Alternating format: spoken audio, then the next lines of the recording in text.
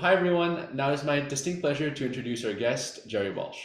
Gerri is Senior Vice President of Investor Education at the Financial Industry Regulatory Authority, or Finra, and she is also President of the Finra Investor Education Foundation. She serves on the Advisory Council to the Stanford University Center on Longevity and represents Finra on the Wharton Pension Research Council. Prior to joining Finra, Gerri was Deputy Director of the Securities and Exchange Commission, or the SEC's, Office of Investor Education. She also served as a senior attorney to the SEC's Division of Enforcement. And now it's my honor to welcome our guest, Gerri Walsh, and the floor is yours. Thank you so much. Thank you for having me. When we chatted, I guess in the springtime, we talked about what might be of interest to the audience, and I didn't come with any prepared remarks, but was really interested in having a dialogue with you all.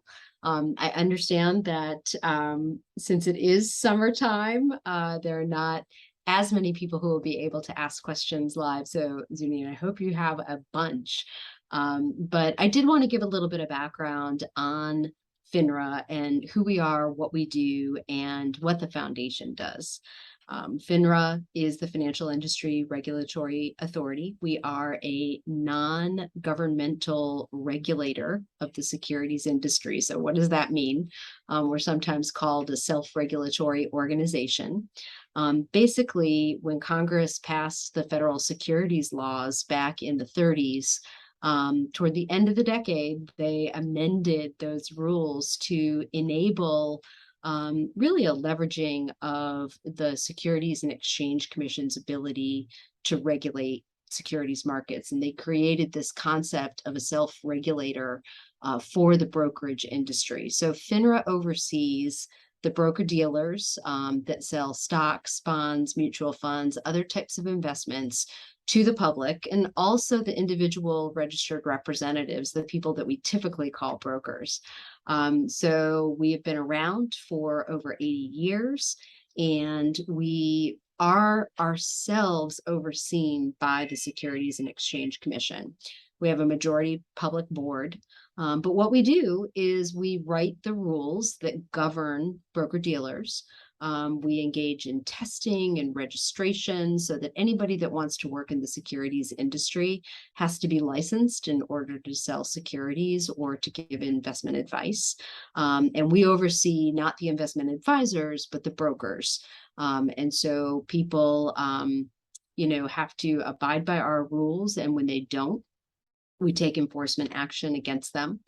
We identify cases because we are constantly examining the firms. We're going into the firms or, using advanced data analytics, analyzing data that they provide to us as part of our regulatory oversight.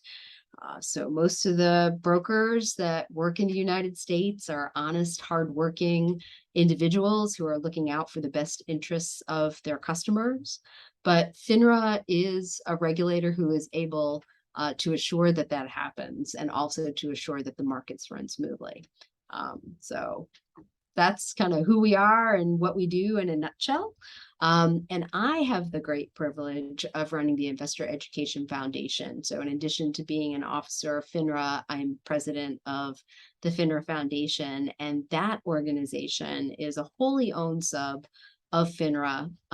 Basically, when FINRA takes enforcement action against firms or individuals, it's able to impose financial penalties.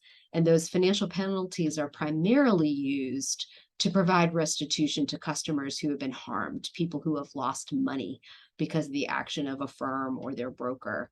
And to the extent that a fine exceeds the amount of restitution, some of that money is used to fund investor education programs. And so my team and I focus on helping Americans have access to the tools and resources that they need for financial success throughout life. And we focus on particularly underinvested communities, those who are not yet participating in our financial markets, or audiences who are underrepresented in the ranks of investors. So women, communities of color, lower income working families. We work with military service members, and we try to reach people where they live and learn and earn. So we have programs that are very community focused. Through libraries, for example, we equip public libraries to be able to respond to the financial questions that their patrons might have, and to do programming that suits the needs of the community, right? And that follows the community calendar. We also go into workplaces. We work with national nonprofits that provide support for financial coaching and counseling in the workplace, and also in some instances that offer access to affordable products that are alternatives to costly payday loans. Because particularly for American workers that are on the lower end of the income spectrum, any kind of financial shock that's not anticipated, that you don't have emergency savings for, can really derail the family financially. We hear heartbreaking stories over and over of people whose car broke down, and because their car broke down, but they can't afford the repair, they can't get to work, especially if they're an hourly wage worker, they may well lose their job. And so, we don't think about that as a big issue in cities like Washington, D.C., or the greater Boston metropolitan area. But many parts of this country have really poor or really non-existent public transportation systems. And who would think that public transportation could be the thing, the lack of public transportation could be the thing that derails you financially? But that is one of the realities that we see. And so that's why we engage in these workplace programs. So with that, I'll pause and just see, what you're all interested in learning about what we do. I could talk all day about what we do. Thank you so very much for the great introduction. So I think for the first question, Zach, do you have any questions by any chance? Or it looks like Zach's on public Um, transport. So currently, currently, I don't have any questions, but I was wondering what's the most common way your customers get in debt? What's the most common way people get into debt? Yeah. It's so one of the things that's FINRA actually doesn't have customers so much as we oversee the people that deal with savers and investors.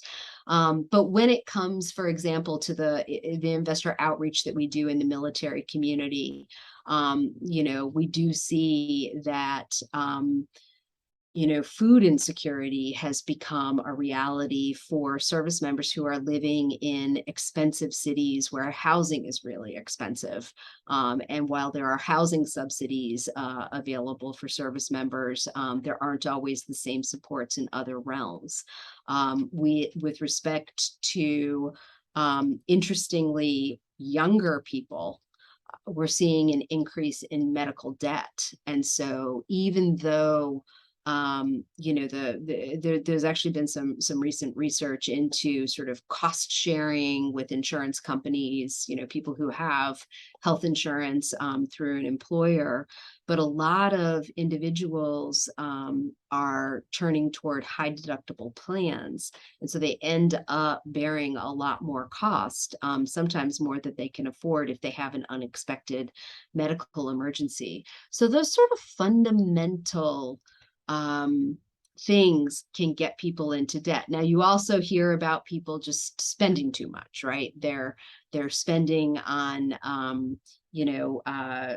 some of the things that people might call vices, right? Entertainment or gaming, or, having a raft of, high-end electronics. That is also a way that people get into debt, and certainly racking up credit card debt where you're not paying, at least the minimum amount every month, but preferably on time in full every month with your credit card. That can add up because of the negative power in this instance of compound interest. If you have a credit card that's 14, 18%, and you're not paying full balance off every month, that means that you are adding to your debt over time. And especially for a high ticket item with a high interest credit card, you're going to end up doubling your debt quicker than you know. And that's where people get into an endless spiral. Thank you so much. Thank you. Zach, do you have any more questions? Yeah. Do you support using debit cards or credit cards for payments in general? That's a really good question. So, FINRA as a financial regulator doesn't take a position on this, but I can tell you that you can have different protections with a debit card versus a credit card. There are protections under various credit laws that sort of hold the credit card company responsible. You might be responsible up to, say, $50, up to a threshold, if there's been a fraudulent charge on your account. And those same protections don't necessarily apply with debit cards. But for many people, it's difficult to get a credit card that has reasonable terms because they've either had problems with their credit, so they're considered a high risk, creditor, or they simply don't have a record of credit cards. And so, for people that are trying to build a credit history, it can be important to use a credit card, to use it responsibly, to make sure that you're staying within your credit limits and that you are not, falling into a pattern of paying only the minimum that's due on your credit card each month. So in terms of establishing good credit, one of the most important things you can do is to get credit and use it responsibly. Over time, I mean, when you think about credit, there are two kind of key pieces of information that consumers can access. You can get your credit score and your credit report. So your credit score is kind of like your GPA, and the way the credit card companies and the credit agencies calculate that score.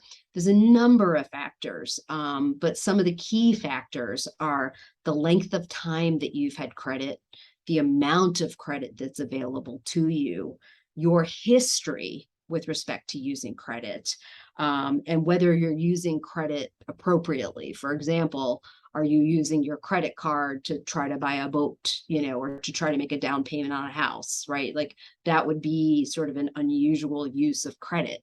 And credit isn't just credit cards. It's also personal loans, your student loans, if you take out student loans to go to college. There are other types of payments that you might make that factor in to your credit score. Some utility bills, medical bills, those kinds of things can be reported to credit agencies. So like that's your credit score, and it's important to maintain a good credit score. It will change, over time as your credit balance. Oh, sorry to interrupt, but do you believe 680 is a good 680 and higher is a good credit score, or what's the balance? 720 and higher is even better. Okay. And depending on the credit agency, it might be 800, it might be 850 that is the absolute top score. But that 680 that you talked about, below that level, that can be where you end up being in subprime credit. And what that means is that if you get credit, right, if somebody's willing to lend you money, because that's what, even when you just have a utility account, right? Like you've got your phone or internet or whatever, ultimately the company is giving you services expecting you to pay. And so they're basically lending you money. But they might charge you higher rates. On your credit card, you might be paying 24% interest as opposed to 18 or 14% if you have poor credit. But below, like if you're in the 500s, the likelihood of you getting credit at all, whether it's to buy a car, to get a personal loan, to buy a home, it's very difficult for people who have low credit scores to get that kind of credit. So beyond the credit score, there's also your credit report, and every consumer is able to get access to their credit report for free through annualcreditreport.com. It's a service that the Federal Trade Commission put in place. There are some other commercial sites, but this is the official one, annualcreditreport.com. And basically you can get your credit report, and that's kind of like, you know, if your credit score is your GPA, the credit report is your transcript. It shows all the different credit that you've had. So the credit cards, if you had multiple credit cards over your lifetime, you know, with say American Express or Visa or MasterCard, it'll show those. It'll show your mortgages. It'll show debt that you've had. It'll show bankruptcy. It really is sort of the laundry list of things that impact your credit, and it's what creditors or credit lenders will consider if they're thinking about whether you're a good candidate for credit. Now, one of the things that we often see is, you know, particularly around the holidays, you know, if you're shopping in person, which I know, you know, the whole world doesn't do that anymore. I, for one, don't do that very much at all these days. But you go into a retail store and they'll often encourage you to, you know, get their credit card. They'll say, hey, you can get 10% off, you know, your entire purchase today if you sign up for our credit card, or you get some freebie or something like that. Like, they really want you to kind of, you know, sign up for their card. What ends up happening is that you actually take a hit to your credit score, because there's a hard inquiry that the store will make on your credit. You know, they'll be looking to sort of give you this money. And so that can lower your credit score. You know, and often those kinds of cards have more fees associated with them. So when you're thinking about establishing credit, you know, there are a couple different ways to do it. And, you know, sometimes you can do it in concert with your parents, because, you know, to the extent that you yourself are not 18, you often have to have a co-signer on a credit card. But maybe it's a gas card for your car, right? So that you are able to start paying that off. But, you know, going back to the debit versus credit, that is why, you know, I mean, a debit card isn't going to give you a credit history. You know, now the advantage of a debit card is that, you know, if you spend more than you have in your account, you'll get socked with an overdraft, and the transaction could be declined. You know, but it sort of keeps you from spending more than you actually have. So some people do use debit cards instead of credit cards for that purpose, and their bank may actually offer them some kind of benefit or bonus or points or something like that. So it really pays as a financial consumer to compare the products that you're considering. We have a ton of resources on finra.org that get to some of these personal finance concepts, but you want to make sure that you're looking at resources where the people that are giving you advice or information don't have something to sell you, because, you know, it's human nature to direct people toward a certain path, kind of like I was telling you about stores directing you to their store credit cards. Thank you so much. That's definitely very relevant. Now there's so many different credit card companies like offering so many different types of credit cards and all these bonuses and stuff. So Max, by any chance, do you have any questions? Sorry. I know I entered the meeting late because I had other commitment beforehand. I'm not too sure about what you talked about before, but I guess I think you know, what would you say is like a reasonable, you probably already said this before, but I wasn't here for it. What would you say is like a reasonable initial, maybe not final, but initial goal when if I'm 18, I get a new credit card, or I get my first credit card? What do you say is initial goal for a credit score, or like in terms of like a year out and stuff like that, like short term? You know, that's hard because obviously you want your credit score to be as high as it can, but the reality is that when you're 18, you will have kind of, a very narrow window of time that you've had credit in your own name. And so that's the kind of thing where age is a benefit. The longer you've had credit and used it responsibly, the higher your score is likely to be. But keeping your score, above 680, above 720 is certainly a goal for many Americans. A lot of Americans have a score of 580 or below.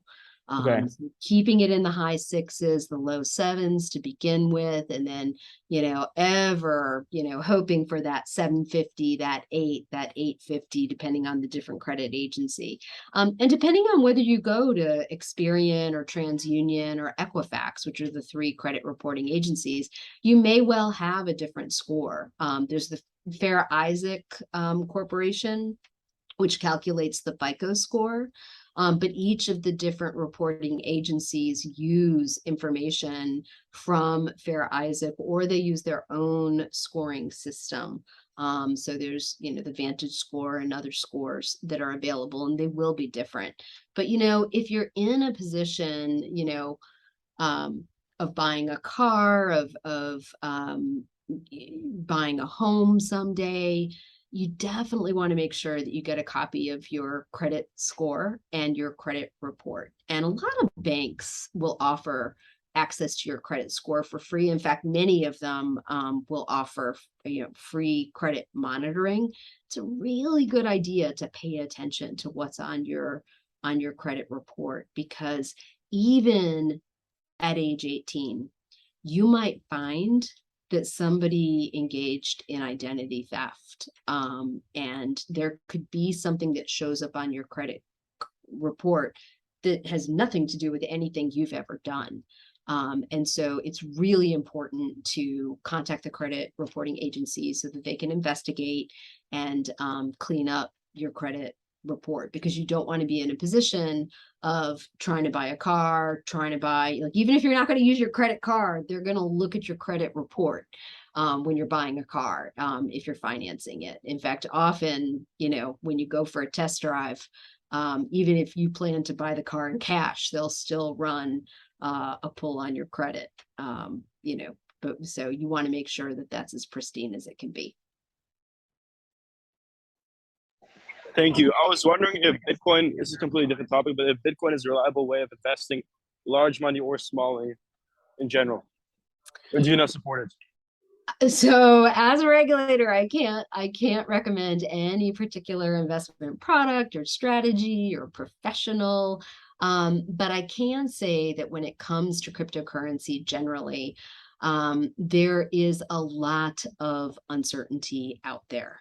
And it's really important with something like cryptocurrency, digital assets, to make sure that you're not investing more money than you can afford to lose.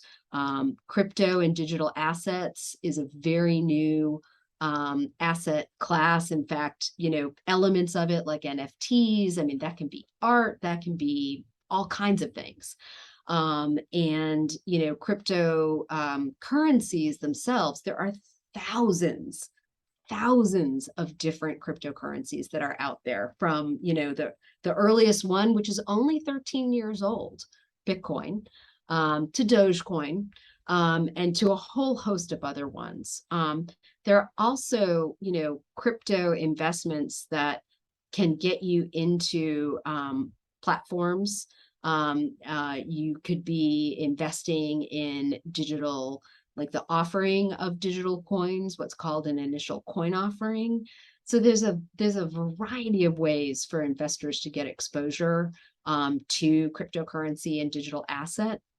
But this area, there is still uncertainty about regulatory oversight. And so a lot of the protections that would come into play by investing in stocks or bonds, mutual funds, exchange traded products that you get in the securities world, you're outside of that world when you're investing in cryptocurrency. You're really speculating that the price will go up. Your goal is to buy at a lower entry point than the price at which you exit, that you sell. So it can be very speculative. It can be highly risky. There are people who have Lamborghinis, right? Because they got into crypto and they made a ton of money because they bought at 1,000 and it went up to 20,000 and then they had multiple coins.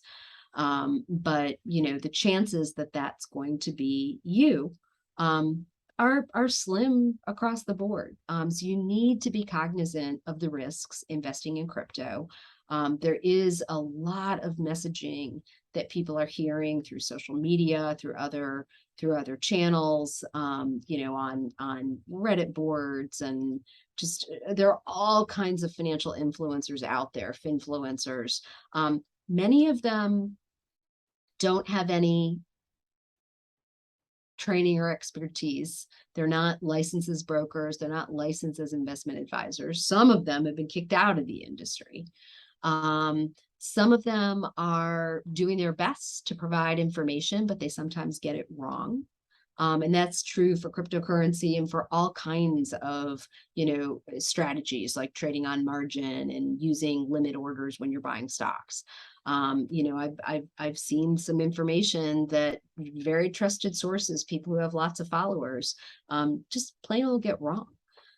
So I urge all of you, I urge all of your friends and your family to use a little bit of caution when it comes to a relatively new asset class like digital assets and cryptocurrency, because if something does go wrong, and recently there have been some accounts frozen, on I guess Voyager, a couple of other platforms, Celsius has declared bankruptcy.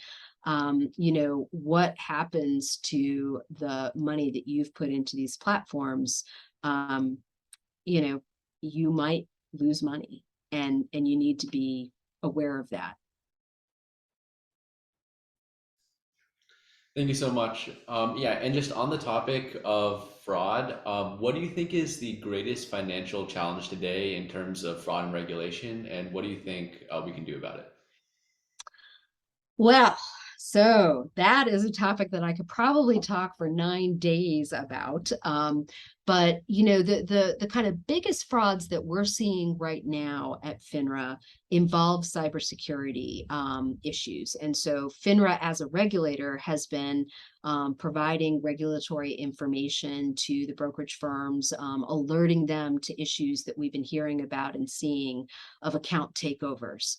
And an account takeover can happen because a hacker hacks into your account, or it can be because an investor wasn't practicing really good, strong cyber hygiene, and they opened the door for somebody to come in and go into their account. So whenever you've got financial accounts, you want to make sure that you've got strong passwords on those accounts. You're using multi-factor authentication for those accounts. That's very true with your credit card.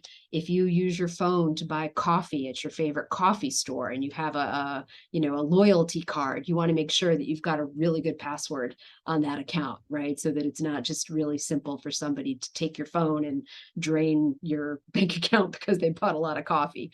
But that is something that we see a lot of, is this account takeover concept. And it's devastating when fraudsters engage in social engineering to try to get access to people's accounts. And, kind of the classic thing that you hear about that everyone thinks they'll never fall for is the romance scam, where, someone will start targeting, often older people, but honestly, the Federal Trade Commission statistics on frauds that have to do with this kind of, IRS scam, romance scam, that kind of thing, it's targeting younger people.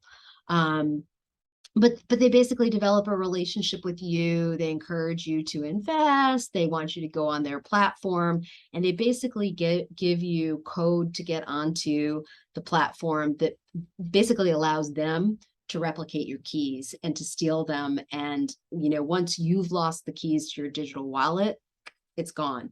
Or they're getting your logon information, right? They're learning about you. I once was riding the metro, and I know Zachary was on the train, but I was once riding the metro here in Washington, D.C., and these two young women were just like blathering on about birthdays and family and this and that. And, and a guy sitting next to them said, I work for the FBI, and I just want you to know that if I wanted to steal your identity, I could right now. And it was mind-boggling for these women to hear that message, but they were just talking in a crowded public space, and they were revealing a lot of personal information about themselves. And it's frightening to think how easily these fraudsters can engage in social engineering to try to get information that they can use to steal your identity.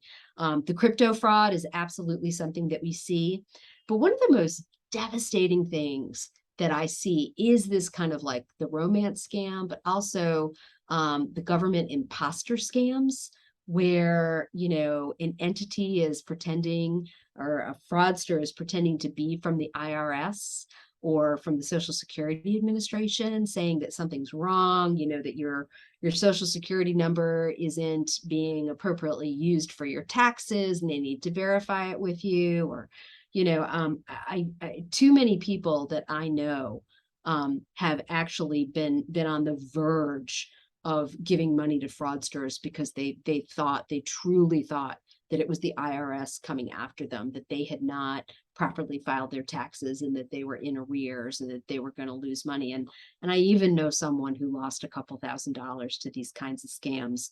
The thing that I can tell you is that the IRS is never going to call you. They're not going to be texting you. They're not going to be, going through those channels. Same with the Social Security Administration, same with any federal agency. But a surprising number of people do lose money every single year to these frauds, and it's heartbreaking.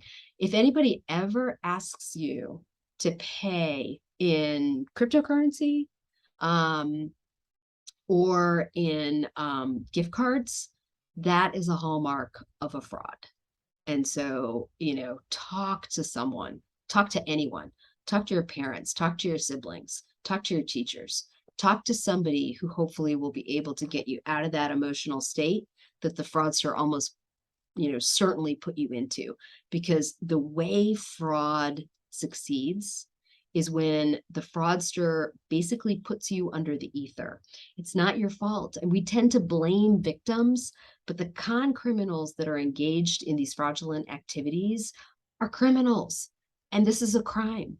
And if they're good at what they do, they will make whatever they're pitching to you sound like it's absolutely 100% real.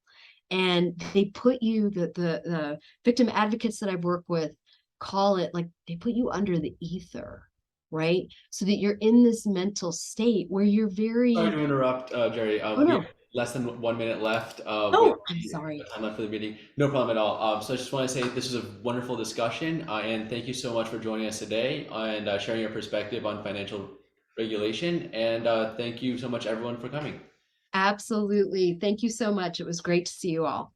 Thank you so very much again, Gerri. Thank Bye. Bye. Thank you.